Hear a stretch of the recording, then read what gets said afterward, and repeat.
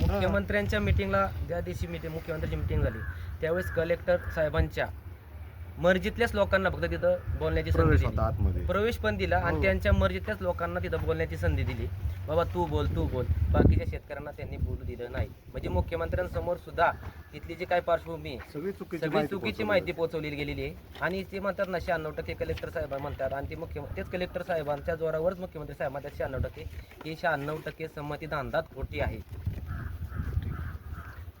माझं तुमच्या चॅनलच्या माध्यमातून सर्व महाराष्ट्रातल्या तमाम रहिवाशांना नागरिकांना एक विनंती आहे की या शेतकऱ्यांच्या आंदोलनामध्ये तुम्ही सहभाग घ्या. याचं कारण आहे की आमचं आराध्य दैवत आज 28 तारखेला जो विमान अपघात झाला अजितदादा त्यांच्या आकस्मिक मृत्यूने आमच्या त्या दिवशी या गावामध्ये शेकडो चुली बंद होत्या. गावात कित्येक कुटुंबांनी काही त्यांची महत्त्वाची सणवार टाळले. आज इथं गोखले समितीचा अहवाल आहे का ही जागा ही विमानतळासाठी योग्य नाही. दोन्ही बाजूनी पर्वतरांगा आहेत, इथं दाब नाही आहे. तरी जीव लोकांचे जर उद्या समजा यांनी दडपशाहीने करायचं ठरवलं तर अपघात हा 100% होणार हे लेखित आहे. मग कुणासाठी चाललं आहे? आणि असे नागरिकांचे पैसे वाया घालवण्याचा घाट फक्त एजंटांसाठी. त्यामुळं नागरिकांना आमची विनंती आहे की या सर्वसामान्य शेतकऱ्यांना आम्हाला तुम्ही साथ देऊन हे विमानतळ इथून उठवण्याचा आम्हाला मदत करा. मोजणीला आमचा काय आहे होकार दिला, ह्या लोकांनी होकार दिला. समजा आता त्याच्यात 400 लोकांनी दिला समजा किंवा 300 लोकांनी दिला इथून, तर त्यातल्या 70% लोकांनी साधारण 250 लोकांनी ते अर्ज परत देऊन आमची संमती आम्ही माघारी घेतोय किंवा ती होकार दिलेला सुद्धा मोजणीचा काय करतोय आम्ही माघारी घेतोय. आणि ती तरी सुद्धा बळजबरीने प्रयत्न शासनाने केला तर तुमची भूमिका सांगा. आमचा विरोधच आहे कायमचा. आम्हाला जमीन द्यायचीच नाही, त्याच्यामुळे शासनाने आमच्यापर्यंत येऊच नाही. यापुढे आम्ही आम्हाला जवळजवळ आंदोलन 8-10 वर्ष करण्याची सांगतोय की आम्हाला जमीन द्यायची नाही. शासन प्रत्येक गोष्टीत आम्हाला फसवतंय, प्रत्येक गोष्टीत आम्हाला दडपशाही, हुकुमशाहीत आता आपण जगतो का सगळीकडं. एवढं काय शासन आमच्यावर बळजबरी करतंय. आमचं कोण जाणणार इथं? मुख्यमंत्र्यांनी जर स्वतः रेट डिक्लेअर केला, सगळं केलं, शेतकऱ्यांच्या व्यथा नाही जाणून घेतल्या, आमच्या मागं कोण पाठीशी उभं राहणार? आम्ही कुणाकडे जायचं? जर असं वारंवार आम्हाला टॉर्चर करणार, हुकुमशाही पद्धतीने आमच्या हे करणार, दबाव आणणार, याचा उपयोग नाही ना.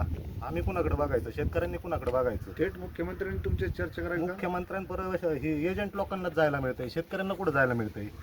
मुख्यमंत्री शेतकरी विकास शांताराम खळगे. तर आमचं पहिल्यापासून कुंभाळगावचा विषय असा आहे की आम्ही पहिल्यापासून जमीन द्यायच्या तयारीतच नाही. आम्हाला जमीन द्यायचीच नाही ह्या भूमिका आम्ही ठाम आहे. तरी आम्ही शासनाला मोजणीच्या संदर्भात फक्त आम्ही आमची जमीन फक्त मोजणीसाठी फक्त संमती दिली आहे, भू संपादन नाही. तसं आम्ही आमच्या फॉर्मॅटवर म्हणजे आमचा कागदोपत्र व्यवहार केला शासनाला की आम्ही फक्त मोजणीसाठी संमती देत आहेत. तरी त्याची आणि परत त्यांचं आम्हाला त्यांच्याच लेटरवर पोच दिली आम्हाला बरं फक्त मोजणीसाठी संमती. या शासनाची पोच बी अशीच आहे, फक्त मोजणीसाठी, पोच संपादनासाठी नाही.